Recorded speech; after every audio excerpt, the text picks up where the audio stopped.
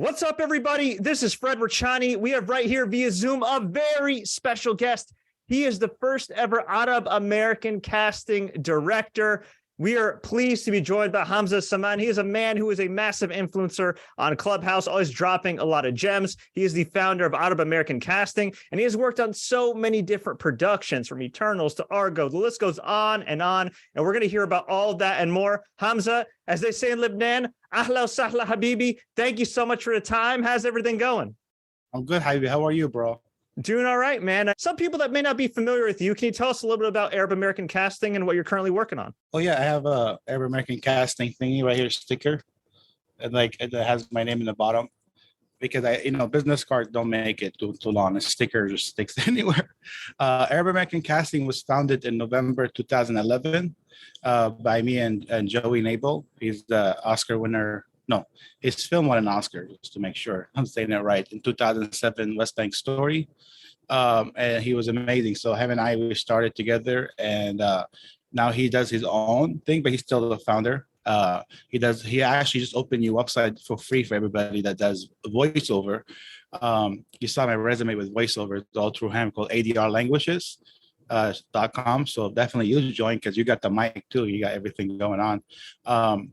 He just refer people to jobs, and I start Arab American Casting. I was on a set of Argo when the idea kind of like clicked, like there's nothing for us because they're on Argo. Like as I was working, people asking me for referral. Even like after the shoot, I started actually working with the casting people, like a few months after. So I thought about it. I didn't thought about the idea of the open casting company at Argo, but I thought about the unity. It doesn't exist, and because we all have like something in common, like we all want to get cast in movies, so I thought maybe like the Arab American people or the Arab people will unite just for that, because the politics at that time was really crazy. Even the Arab American at that time was just non-existent, honestly. I work on Argo, and then I met a friend of mine. His name is Fred Toma, and he introduced me to Joey, and we went to work at the Oscar winner director. His name is Ari something. Anyway, but he was a director of West Bank Story 2007. So I met Joey there, and he told me, Fred, that Joey does voiceover referral, and I should tell him I speak Arabic so he can help me out. So I just kind of I told him, whatever. I work with that show on that set is called Gaddafi Goes Hollywood on YouTube with what's his name, Maz Jabrani. So we definitely watch that. It's so funny. So that's how I started the idea of Arabic casting. I went home.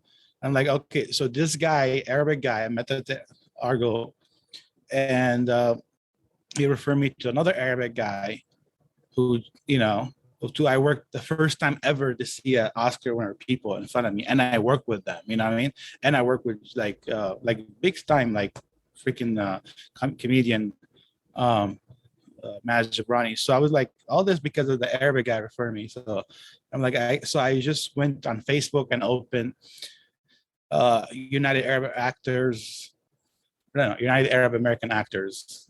So you call it like UAA or something like that. It was a really funny initial. So I started that way, and Joey called me, and he was very excited. The same night, I have like 300 people on the group. I never even met 300 people in my life at that time. So 2 months later, I opened the group was like thousands of people. The Facebook page had like 2,000 something people. Within a month or two. I remember when I went to 500, I jumped off my seat. I was freaking out. I knew it was like I found something that I could just take forever. So yeah, just there's a lot up and down since then, but there's more up and down. A lot more up than down, which is amazing. But of course, like if you want to expect the world, like, oh, I have a casting company, I should be a millionaire now.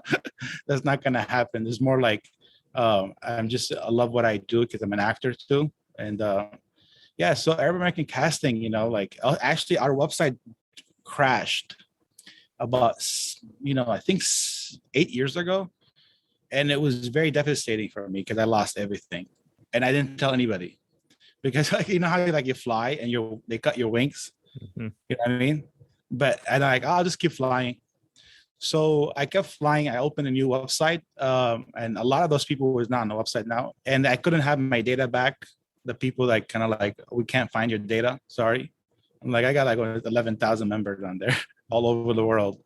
I've been on TV interview. I've done so much. All these people are gone. I didn't know what to do. With 1 year, I was pretty like down. Like I was just down, you know. But then I'm like, I figured out maybe I'm not really good at website designs. You know, I'm also don't have. I mean, I'm good, but I don't have the, I don't have the energy. You know, just I like to do it on my phone. So I started a new website with Wix, and then eventually I got the other website back.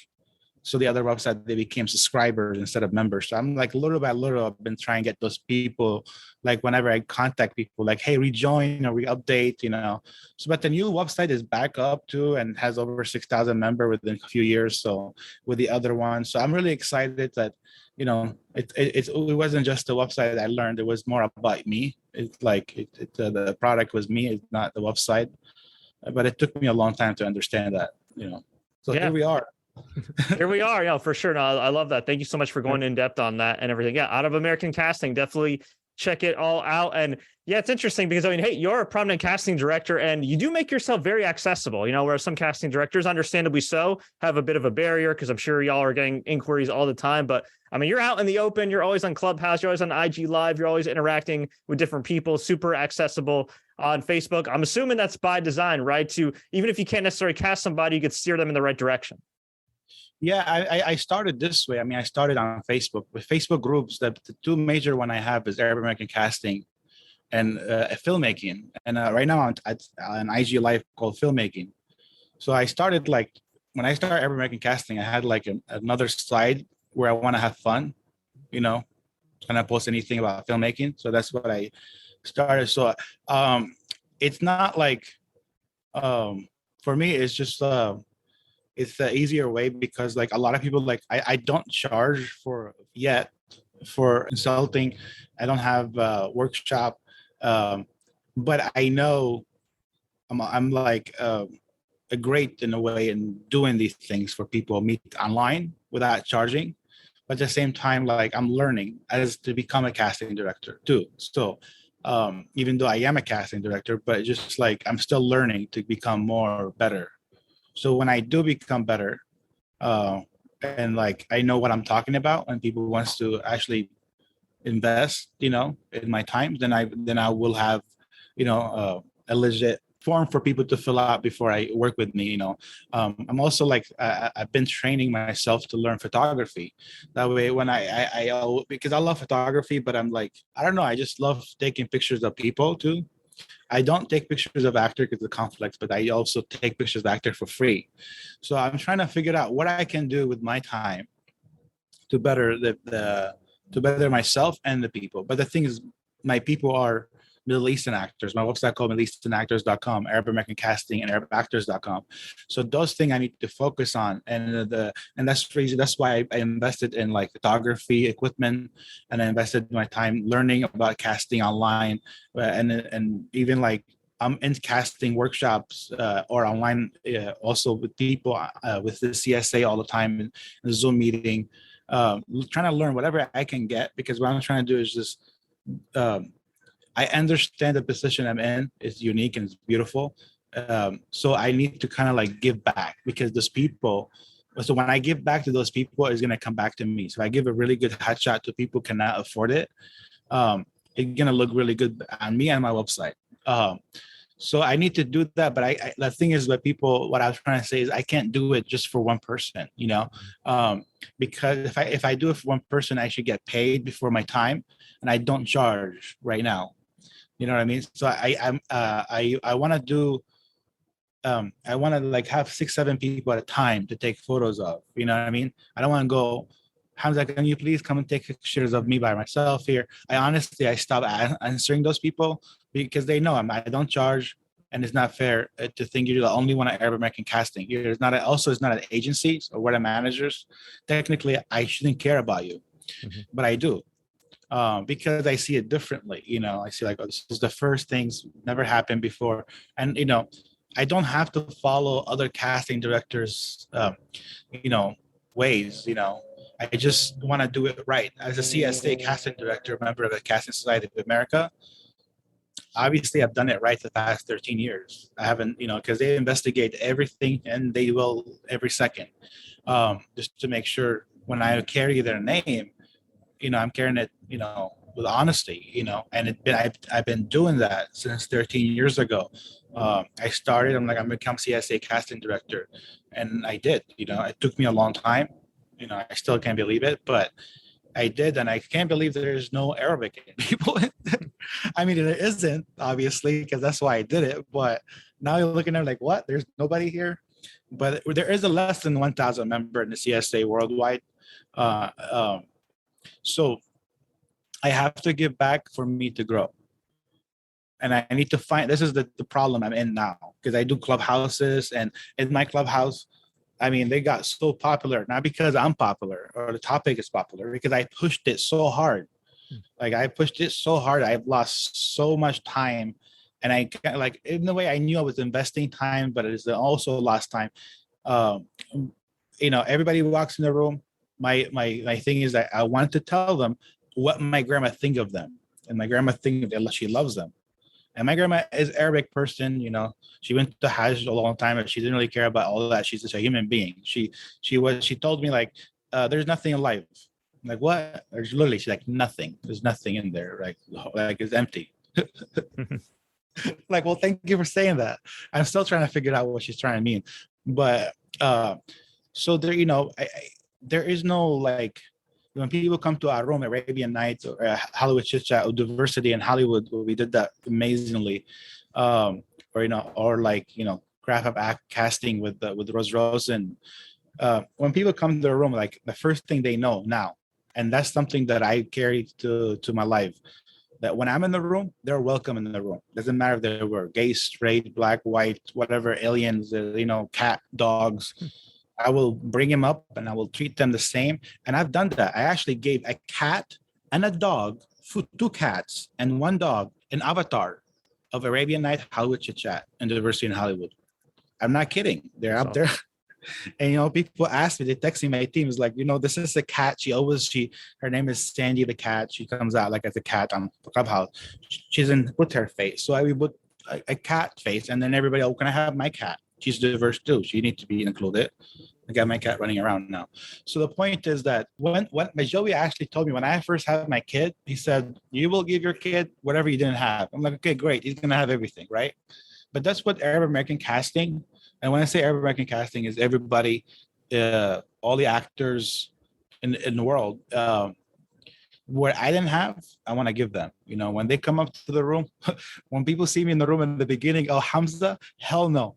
That person shouldn't be here. No Hamzah, no Ahmed, no Muhammad. Just such an offensive names that we carry to people that breaks my heart. Like, I'm not going to go change my name because my name offends you. And it's sad because it does offend a lot of people. And I'm not gonna sit there and say it doesn't.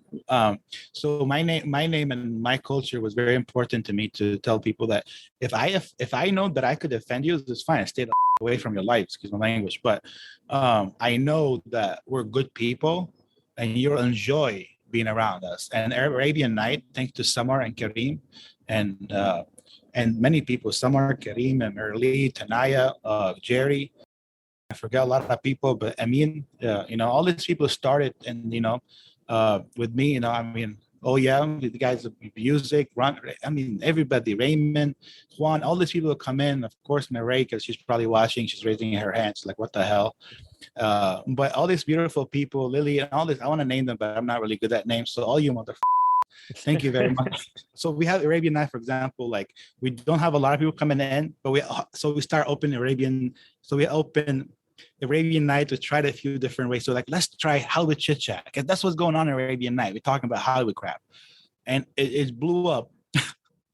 So I'm like, I didn't want to go back to Hollywood Chit Chat for that, because I'm like, it's my time too. I mean, I want to do Arabian Nights. You like her or not?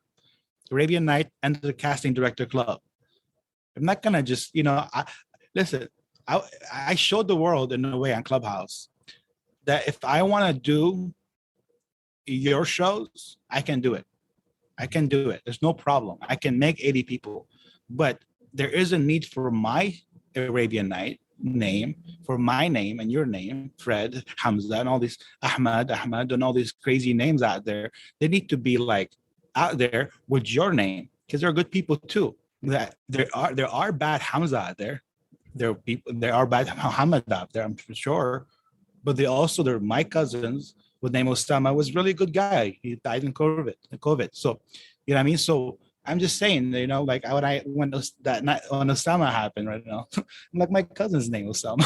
He's a great guy. Yeah. Like what the hell? That's not, So I it's very important to me when you come up and talk to us about acting and knowing that we are about people, we're just normal, just like anyone else. We hate and we love, of course, it's like anyone else. So you're just gonna have to come and friend us and see what you like.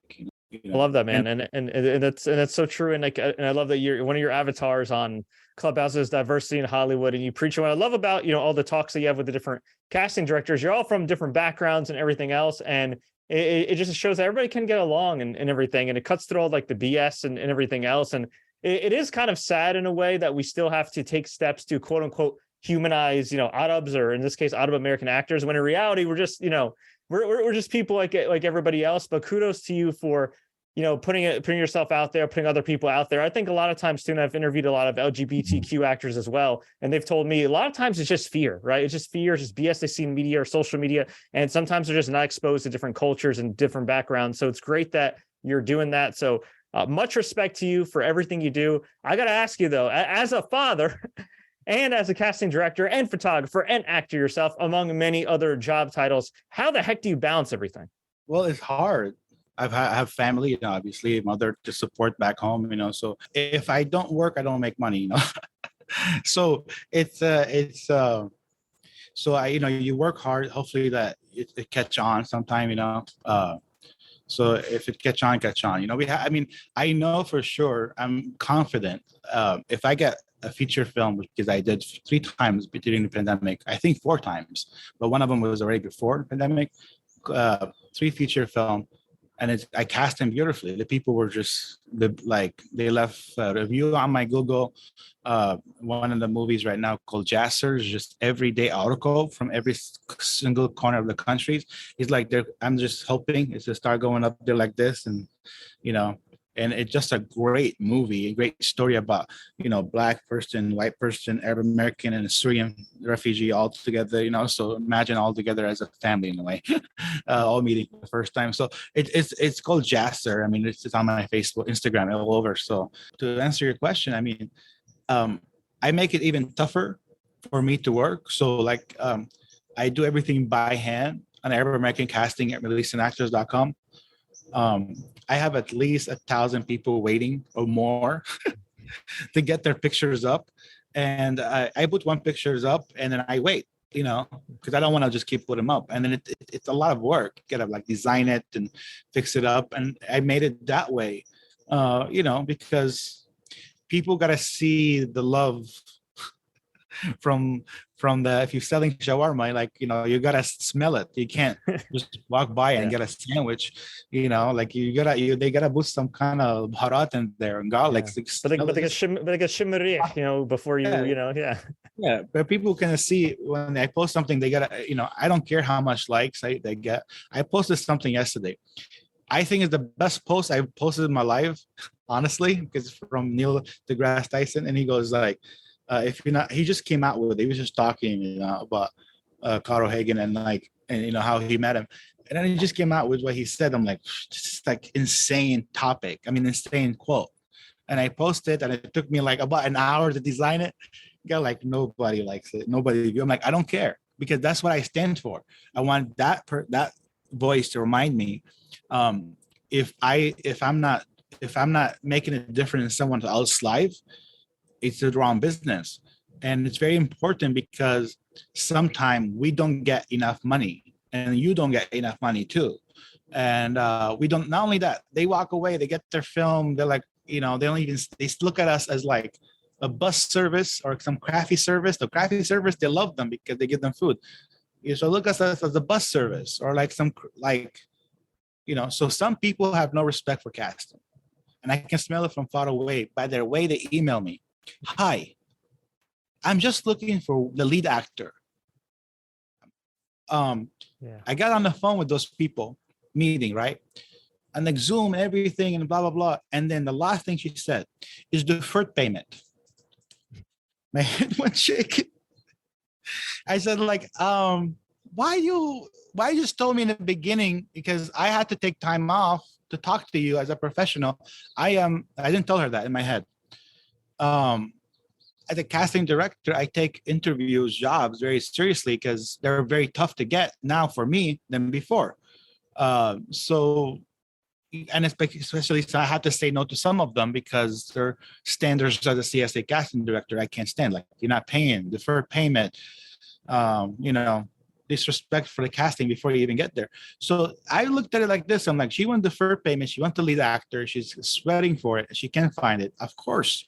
And I've seen a lot of that in the pandemic happening. A lot of people like, listen, we can't afford casting. We're not gonna give you credit. And it happened to big shows on Netflix right now. And I've done it for free. It's on Netflix. Wow. Okay.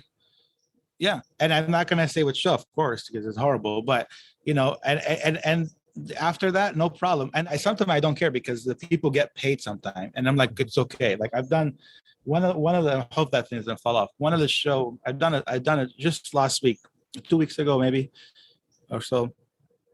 There was a short film, the really good short film, big famous actors. And I look at the email and then, okay, so are you guys paying? And like, yeah, we have a casting director. So I look at the casting director, she's sweating it. She's like looking for the lead actresses. Like, okay, I can help you out, no problem, because they were straightforward with me. I didn't ask for any credit, nothing like that. I just give them straight the name, one person's name, because I know what I'm doing. I know who to cast, and I've done it many times. With Jacir too, I give them one person's name, and almost 1 year of casting went back to the same person, the first person I give them. With that one, what's so cool about it is that person from Clubhouse that I had to cast, she was working so hard around to help me out. You know what I mean? And then I just gave her a name because I know she would be great as an actress. She had to go through audition, and she went through auditions and she won, and she came to LA and met me. And I'm looking at this like, this is a gift from God. Like, it's something you can't like give, like here's like somebody helping you out throughout pandemic, and you want to show them because they're actors, you want to show gratitude to them, just give them something, I can't just offer, I can't guarantee you that I ever would cast you. I'm hoping that I can. That's the whole website is all about. It's like, I hope I can cast you one day. Just put your information here, just your first name and email. That's it. Your picture. But yeah, I talked too much. Sorry about that. No, not at all, man. I really appreciate the insight. I really appreciate your time. You've been very gracious. I know we're a little bit over a lot of time. Do you have like a quick minute for some rapid fire questions?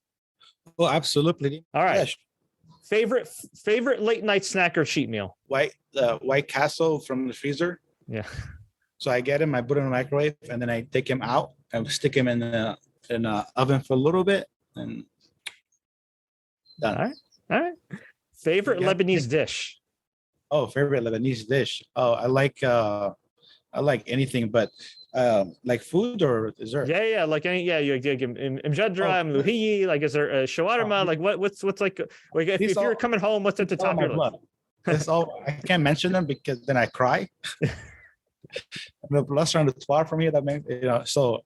But no, I mentioned something called fata. My mom makes so good in Lebanon. So you know what it is? Fata.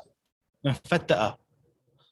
So it's like yellow. It's all yellow, and it's like it has a lot of turmeric or turmeric maybe. But the thing is, like, they take about 10 hours to make it with rice. About 10 hours to make. Yeah, I'll send you a picture of it. Yeah. Sounds delicious though. Yeah. What's your favorite spot in Lebanon? Is there, could be a nightclub, could be Jita, could be like something like a national landmark. What's your go-to place when you're in Lebanon? Is there one place where like, man, I got to visit every time I'm here? Well, I'm from Beirut, so I'm not far away from the Roche. So when I go to Lebanon, there's like in Raush Sakhra, like there's like a rock, two rock next to each other's. Um, so I grew up there. So we swim, and my brother actually jumped the thing because he's not, and he swims the whole thing. I'm like, I was just on the edge of the other side the whole time, and that was deep. But I grew up there. I'm one of the fishes, So whenever I go there, and I know when I look at it, behind you is like Kirsty behind you, like on the all like do different type of problem. First, when I was younger, I used to look at the Sahra as a young kid. And imagine it was a different time because you just see it as like a different time, like Phoenician time. And you look what behind you is the war zone. When I went back to Lebanon, I look at the Sahra, look behind you, there's $1 billion building behind you. I'm not kidding. It's like, whoa. I don't know which one is worse, but I like the building behind me. It's beautiful buildings in Lebanon now. Yeah, Definitely. What's your favorite Arab saying? Is there one? There's like some Arab sayings that like our parents or grandparents always have. That's just like something funny that maybe doesn't make sense in English, but makes total sense in Arabic in a weird way. I said Buzak. Can you try to translate that for anybody? Well, I mean, I don't think it's a nice word, but it means shut up. Close your mouth. Said Buzak. Like I think Buzak is like right here somewhere. Yeah. My friend just posted recently, just right now. She posted how a Lebanese family used to take us to sleep, and they used to sing for us. Yalla tnam, yalla tnam. We're gonna cut the bird for you so you can go to sleep. We're gonna kill the bird for you. We're gonna cut the head of the bird. I'm like, what the hell? That's a lot of Bob, whatever you call it. That's scary. There's a lot, but there's a lot of great Lebanese word that we say. I don't think they say it anymore. But Sid Buzak, I love it because it was in our film. Like one movie called the short movie I did, first movie, it's called Beirut Hide and Seek. And the lead actress is, she said it, it's so funny, it's sticking in my head. I'm like, that's so Lebanese, You want to know what saying my dad says? Like when I was growing up or whatever and getting taller, he'd be like, "Yeah, sar kadajash." So it's like for them I don't know, like translate to as big as a pig. I'm like, Dad, but it's just something like his side of the family says, like, "Yeah, sar kadajash." I was like, all right, cool. I guess that's fine, man. Yeah, I guess that's a compliment. I'll roll with it. Awesome. We'll get you on a high note. What's the best piece of advice you could give for success? Never give up is a thing is given, but it's really like honoring and the people and in your life, just give them credit and just see what they do. Not like, call and check up on people and like their posts. The people that work with you, like just honor them and see what they like. It's never about money. It's mostly about credit. If somebody like as a casting director, right? We don't get. Sometimes we forget. Like we do a lot of referral. We forget what movie works on. A couple of movies I worked on, I literally forgot I worked on because it was just referral, and all I see like casting association credit. Where'd that come from? Oh yeah, I work with that person. So something like honestly, it opens my heart up. I'm like, it's just a little thing. Or like one time, actually, my friend, his name is Anwar. He's a great director here in America, Arab American director. When I opened Arab American casting, I had talked to a lot of people, refer a lot of people back and forth, especially the first 5 years, and they make any money, obviously. All of a sudden, I was looking at my IMDb, and I saw a thanks credit. Never seen that before. I clicked on it, and it was thanks from Anwar. So I called him like, hey, or texted him at that time. That's in the beginning of my career as casting director. Hey, thank you for giving me this, but I never worked on this. So like, well, I called you and you helped me out over the phone. I really appreciate it. No one ever does that before. And no one did that after. Wow. So it's in a way, it's like just that. If you do this, people will just that small thing. You don't have to buy somebody a sandwich or anything like this. Like somebody commented on your post, just give them a credit, comment back on their post or something like that. Something small, just credit the people in your life, man. And even sometimes not gonna over credit, but let's push it a little bit, Okay, like I got a casting association for a credit a couple times, barely did any casting, just referral. But I changed the course of that movie. I give them the really good actors. Nothing against actor access and all this big stuff. But if somebody's looking for Middle Eastern actor and Arab actors, why should you go there? I would go there all the time. I stopped. I stopped casting there. Why? I posted on my website. I get everybody there. Unless if the director wants me to go there, then I'll go there. Otherwise, I'm not gonna go there. I'm setting up a point. My point is, why should I go there? There's no market for me. Everybody there wants to act, and they submit. I'm like, okay, well, I'm sorry, but Jose, you don't fit for Ahmad. But at the same time, I think for crediting the people, and if you start something, you love something. I love casting. Like I wake up every morning, I just love. I don't know what it is casting all about. Still, I don't know exactly what it is. But I love what I do. I love, I mean, look at like one of the happy story, if you want to see it, like of what I've done, just one that you can see in your eye right now and constantly is Jacir. The guy came in from Lebanon. We had an audition, and first of all, I met Malik. He came to LA. I met him in person, and then he was like a kid, like 10 years ago. And then the casting come out. He came out again. We became really good friends, and then whenever he comes out, we'll meet for coffee, whatever. And then the casting came in. I looked at him like, that's just Malik, because he's a great actor. He's also a writer. He's like, his book is on YouTube, on Amazon, one of the top books, and a musician, very well educated, young kid, and also he's European citizenship, so I can actually get him here to audition. It'll be easier. So when the audition come in, I said the role come in. My job was so simple at that time. I would have like lost the whole feature film because I referred the guy instantly. And I've done that before. Instantly, like Malik will be really good at it. And then like, no, we have to go through all the casting. Of course, we sat there, we go through the casting. And then Wahid, the director, he came to LA. I remember he paying thousands of dollars to come to the airplane. And then about like what, $500 to rent a room of casting, to get people in. And I had a great time. I mean, if I have some footages, but it was a different time at that time to take like a lot of reels. I was taking pictures and reels, but we had a great time. And then, of course, my friend Michel Joaquin, he was one of my casting associates, and he was great too. I mean, we had a great time. And then after we were done, we saw great actors. One of the best Arab actors came in the world. I have him on my website that a lot of them joined. At the end of the day, it was him. It was literally Malik. So when a year within the casting, we cast Malik. Two big problems. We only cast Malik. We cast 3 people, and we have option to cast him either from Los Angeles or from Memphis or from New York or from Canada or from anywhere in the world but Lebanon.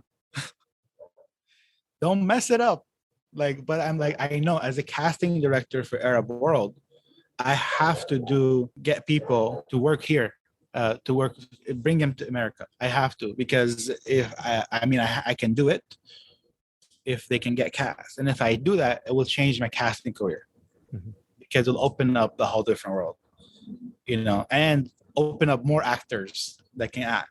So, but the problem is money. A lot of the filmmakers don't want to pay it. They don't have money, and when they start, they have no money. He came from Lebanon. He shot his movie. He's been here for about 5 years now, 4 years. He's recently found a beautiful girlfriend, fiance. He took her back to Lebanon, made a nice little party, came back here. Now he's touring with his movie, Jacir. That's my dream. It could be his dream too, but that's my dream too. I want more. So that's happening because it's great actors out there. So I love that, man. Changing lives, making a positive impact. We see right there, out of American casting. Hamzah, thank you so much for your time, man. Much appreciated. Habib, thank you very much.